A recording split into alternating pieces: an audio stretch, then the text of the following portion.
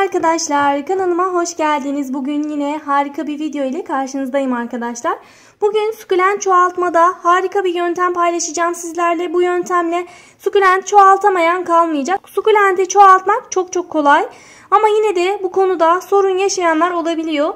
Ve ben de bu yöntemi sizlerle paylaşarak artık herkesin kolaylıkla sukulent çoğaltabilmesini istedim. Gördüğünüz gibi bakın bu şekilde bir kap kullandım arkadaşlar.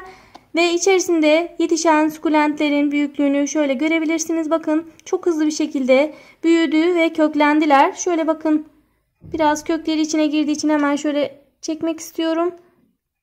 Evet, bakın çok güzel kökleri oluştu. Yavrular oluştu.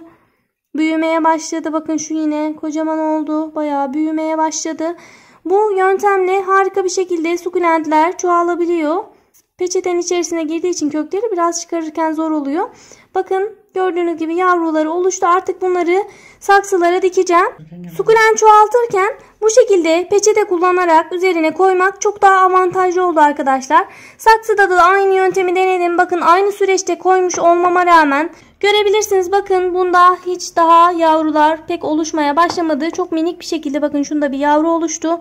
Kökleri oluştu ama daha yavru aşamasına geçemedi bunlar. Ama bunlar gördüğünüz gibi bakın çok hızlı bir şekilde oluşmaya başladı. Tabii ki türleriyle de alakalı ama aynı türden burada olanlar bakın daha hızlı bir şekilde köklendiler. Yavrular oluştu. Şimdi bu aşamada bardağın içerisinde bu şekilde alacağım sukulentleri ve hemen çoğalmasını sağlayacağım. Bakın şöyle bir kap kullanıyorum. Üzerine sadece böyle koymanız yeterli. Alıp üzerine şöyle koyabilirsiniz. Bir bardak gibi, böyle kap gibi bir şey kullanabilirsiniz. Ben evimde ne varsa onu kullanıyorum. Bakın böyle küçük kaplarım var veya pet bardak kullanıyorum. Bakın şöyle pet bardaklar da çok avantajlı. Böyle çoğaltabilirsiniz içinde. Yine bakın şunları da aynı şekilde çoğalttım. Siz de çoğaltırken bunlara dikkat edebilirsiniz. Sadece yapacağınız şöyle bir kap kullanmak. Bunun içerisine şöyle 2 parça havlu peçete koyuyorum. Şu şekilde. Ve birkaç tane yapraklardan, sukulentlerin yapraklarından koparıp içerisine atıyorum. Bakın şöyle alt yaprakları özellikle kırarsanız daha görüntü olarak çok fazla çirkinleşmezler. Şöyle alt yapraklardan koparmış olduklarınızı üzerine koyabilirsiniz. Bu şekilde. Bakın şöyle koyuyorum üzerine. Bu şekilde sadece üzerine koyuyoruz. Daha sonra bir miktar şöyle ıslatıyoruz. Böyle sürekli nemli kalacak. Peçete kurumayacak şekilde olacak. Şöyle nemlendireceğiz. Ve inanın çok kısa bir süre içerisinde köklenme oluyor. Hemen şunları da göstermek istiyorum. Bakın bu sukulentleri de hep çoğaltarak büyüttüm. Şöyle alt yapraklarından bundan da bakın şöyle köklerini özellikle yavrularını özellikle göstermek istiyorum. Bakın harika bir şekilde yavrular oluştu. Bunda saksını değiştireceğim birazdan. Bakın şunlar da yine kendi çoğalttıklarım. Şöyle birer tane koparıp yine buraya koyuyorum.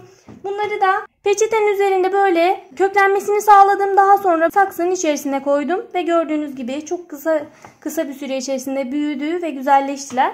Sukulentlerden bahsetmişken bir konuya daha değinmek istiyorum. Bakın şunun şekli özellikle çok çirkinleşmeye başladı. Niye böyle olduğunu özellikle belirtmek istiyorum. Çünkü bakın yeteri kadar güneş göremiyor maalesef. Bu panjurun arka kısmında kaldığı için güneş göremedi.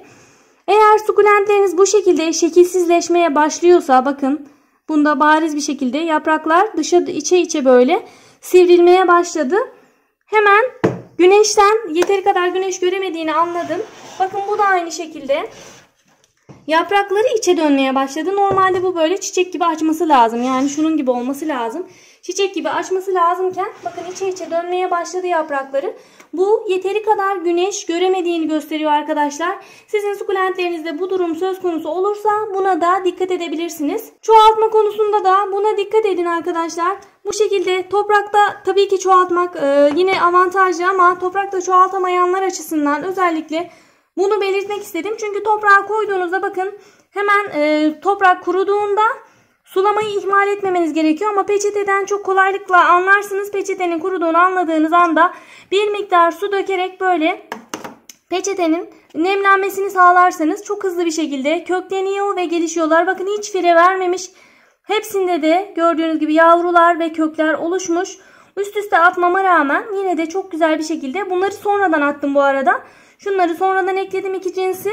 Diğerlerin hepsini dikmiştim. Yine şunu da sonradan attım. Bunların olmadığını görünce bunları sonradan ekledim ne kadar sürede yetişeceğini görmek için. Bakın ama buna rağmen şunda hemen bir yavru oluşmuş. Kök oluşmadan yavru oluşmuş. Bunları koyalı daha bir hafta bile olmadı. Çok kısa bir süre içerisinde köklenmeler söz konusu, yavruların oluşması söz konusu oluyor. Bu yöntemi kesinlikle yapmanızı tavsiye ederim arkadaşlar. Bugünkü videonun da sonuna geldik arkadaşlar. Bu pratik yöntemi sizlerle de paylaşarak sizin de faydalanmanızı sağlamak istedim.